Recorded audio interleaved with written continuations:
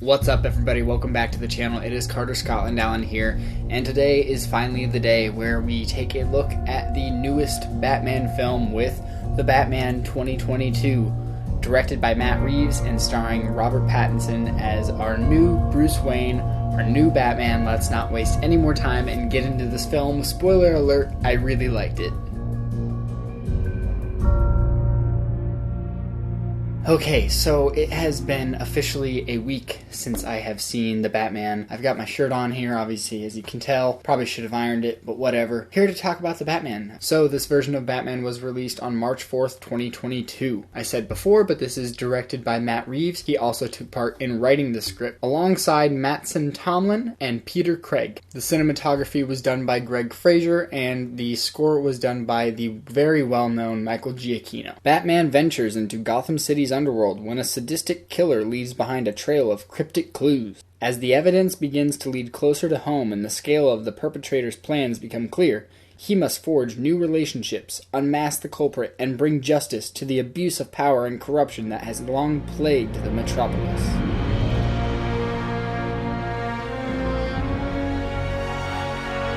Alright, so let's start off with the directing for this film. Okay, so Matt Reeves, overall, as a director, I'm genuinely mostly not a fan of his films. I love Cloverfield, and I will say that over and over again. I love the first Cloverfield. That is one of the first horror films that I saw in theaters, so that's one of the attachments that I have to it, but I genuinely think that movie is really, really fun and well put together.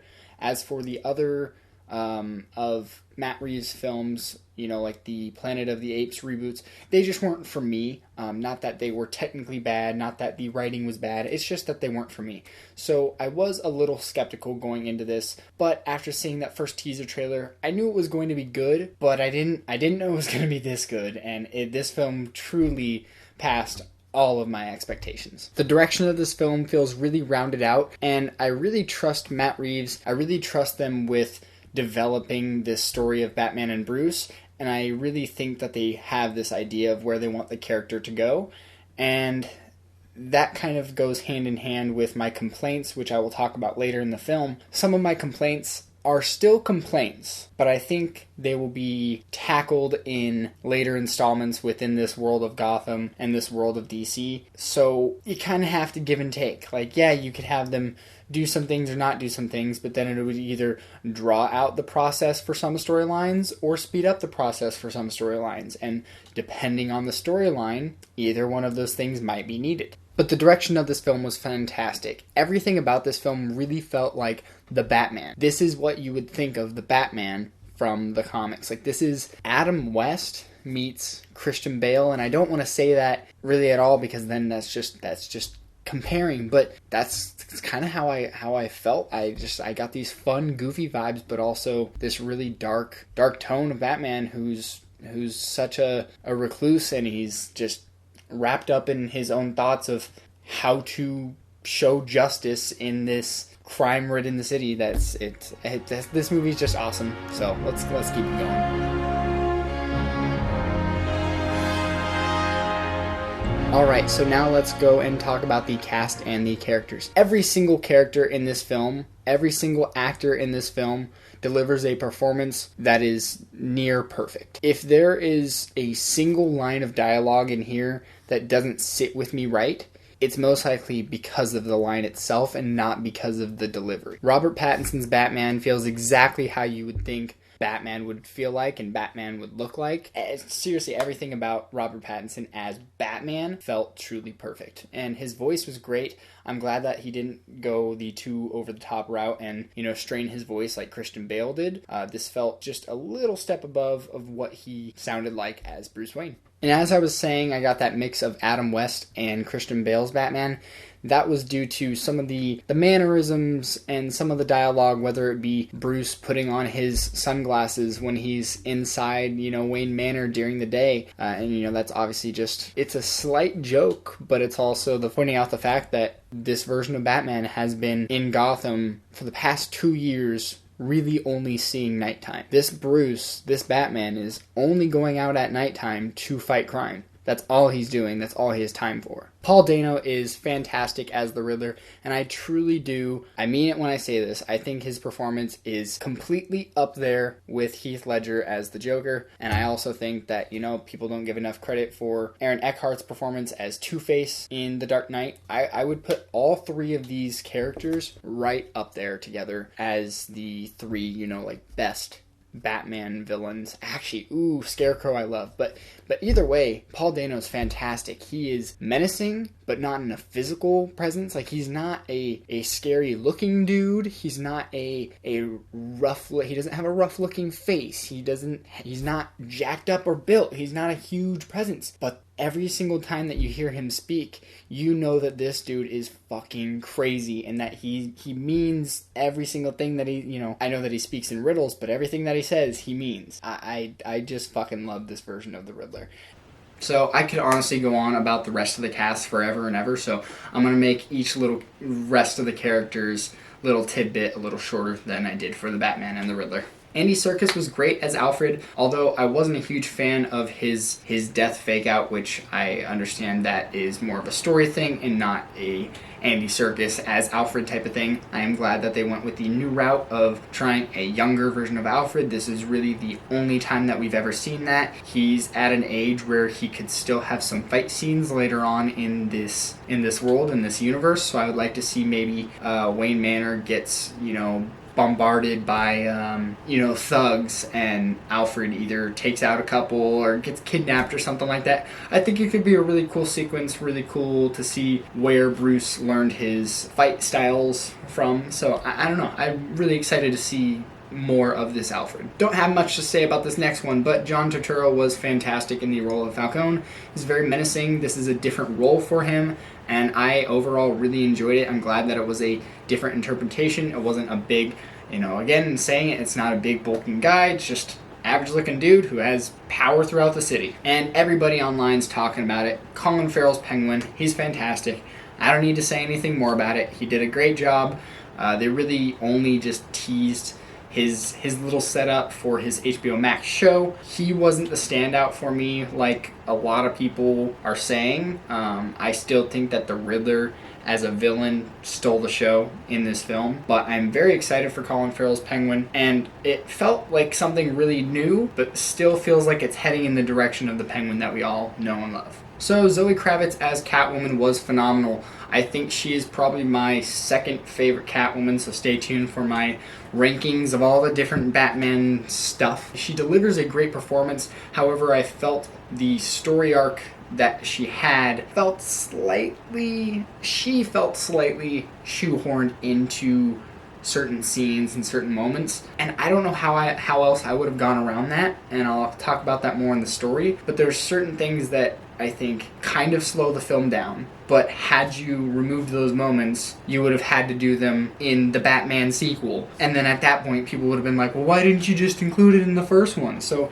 I feel like most of my issues are going to be solved within the sequel, within some of the shows, and so that's why I'm like, are they issues? I still think they kind of are, because this is a standalone film, and you can just rely on the fact that you're going to get a sequel, but I would like it to feel, I'm going to say a little bit more resolved, but that sounds like such a douchey thing to say considering how resolved this film as a whole feels. Like, I'm contradicting myself over and over again as I make this review, because I don't know if my complaints are really even complaints. And finally, we have Jim Gordon, played by Jeffrey Wright, and holy shit, I have to say, this is by far my favorite version of Jim Gordon. I really didn't think anybody could top Gary Oldman's performance in all of the Dark Knight trilogy. I don't think that Gary Oldman's performance is any lesser than Jeffrey Wright's performance. I understand that Gary Oldman's style and his character, that version of Jim Gordon is very much the Jim Gordon that people know. I think that's why this one works, is because it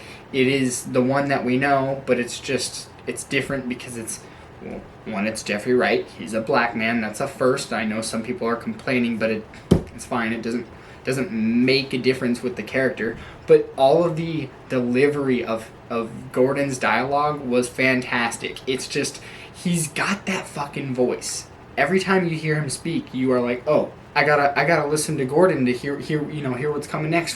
What's he gonna tell Batman? And so I'm really thrilled for Jeffrey Wright. He's been having a killer past couple years. I think he was in No Time to Die, the final Bond film, What If, as the voice of the Watcher. Like, he's just killing it. I'm super happy for him, and I cannot wait to see more of this Commissioner or Lieutenant Jim Gordon. I know I said I was going to keep the rest of the characters short, but I obviously did not do that. Let's not waste any more time and hop right into the story.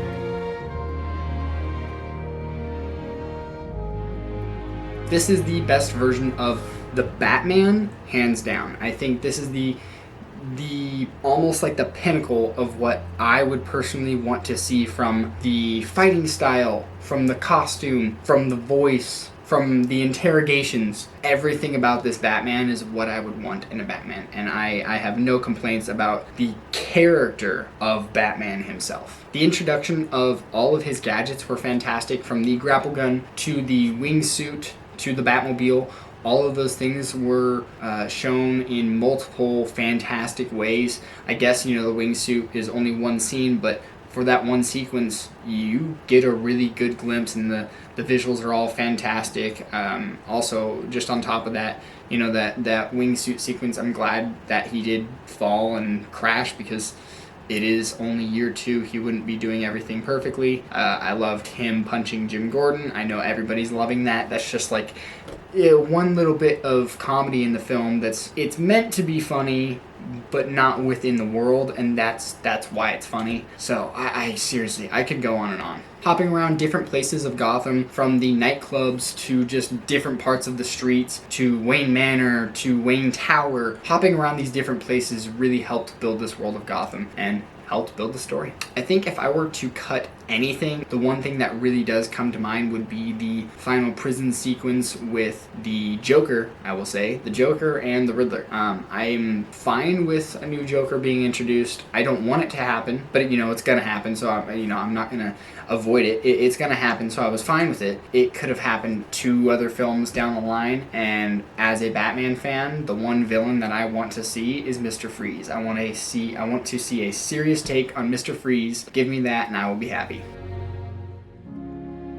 Alright, now let's get on to the cinematography. So the visuals for the film are fantastic, and I found myself often trying to pinpoint what I should specifically be looking at, and not in a negative way. This was kind of due to the vignetting that was sometimes apparent in certain scenes. I noticed it in quite a few of the fight sequences. It felt like certain aspects of the frame were in focus, and then, the outside was a little blurry. It would draw your eyes to certain movements or certain pieces of the background, and I really liked that because it helped bring me into the idea of this detective Batman, and it helped me feel like I was trying to help Batman solve these clues, and that's what you'd want. You want to feel like you are a detective alongside Batman, and that's what this movie does. It makes you feel like you're trying to solve the crime, even though it doesn't give you enough time to solve it, because that's not the point of the movie. It's not to let you solve the crime, it's to let Batman solve this crime, and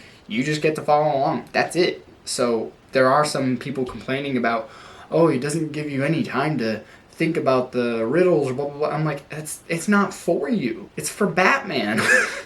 Overall, this film looked great. I have to say, this probably is the best looking Batman film ever, even with my attachment to The Dark Knight, and hell, I even said that The Dark Knight Rises looks better than The Dark Knight and Batman Begins. But I think this is, once again, a step above that. All of the visual effects look fantastic. The car sequence, everybody's been talking about that with the Penguin. That was fantastic. Felt so practical, felt so real, and everything about the cinematography was really, really well done. Felt like what many people are saying is a mix between Seven, Zodiac, and Batman. Basically those films skinned with Batman, and I was totally okay with that.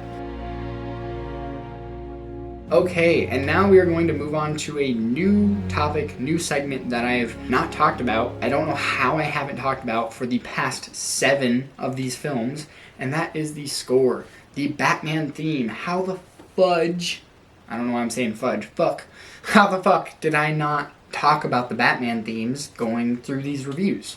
because the Batman 1989 theme is one of the most well-known Batman themes ever. Probably still the most well-known to this day. But as for this score, I really, really enjoyed it. Michael Giacchino, he as well has been killing it, with No Way Home. I believe he did some of the Jurassic World films, something like that. He's done quite a few big budget pictures, and all of them mostly really sound fantastic. All credit to him.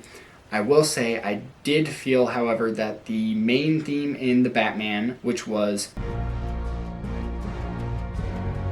I felt was a little overused. I felt there were random scenes where nothing really serious, there was no tension building in certain scenes, and they would just randomly play it. To me, I thought that sound was more of like a warning. That sound was the oh shit moment for anybody around Batman to scatter. But for some reason, it just felt like it was just a little bit repetitive throughout the film, and that was a little annoying, but overall wasn't too big of a complaint. Alright, and now on to the final thoughts. So, obviously you can tell I really, really love this movie. I'm excited to do my Batman films ranked because I still don't know quite where this film ranks. I don't think it's my number one, but it might be. I think after a second viewing, this might, I might just love it even more and it'll shoot up. I really don't know. This film is fantastic, but either way, I'm glad that it's out and it's released because we have a new Batman, and this, I will say with confidence that this Robert Pattinson Batman will go on to be a few generations' definition of Batman. And I'm very happy and excited and proud to say that. Like, I'm happy for Robert Pattinson that there will be kids, elementary school, middle, high school, college, me, around the world that are all going to say, oh, Robert Pattinson is my Batman. And that's a cool fucking thing to be able to say. I think this film is near perfect, and I think the only reason that anybody that likes Batman wouldn't like this film would just be simply for the slightly darker tone than in previous Batman film. If you like Batman, you're gonna like this film. I don't see what would be such a big issue, and I don't see how this film would be boring anyway. It's just Batman through and through, and that's all that you can ask for from a film simply titled The Batman. That is my review for The Batman. Thank you guys so much for watching. I'm Carter Scotland Allen. Stay tuned for my future videos of all of the Batman stuff ranked with the Batmobiles, Batsuits, Jim Gordon's, Alfred's, love interests, all that fun stuff. Stay tuned. Thank you guys so much for watching. I'm Carter Scotland Allen. I will see you guys in the next video. Peace.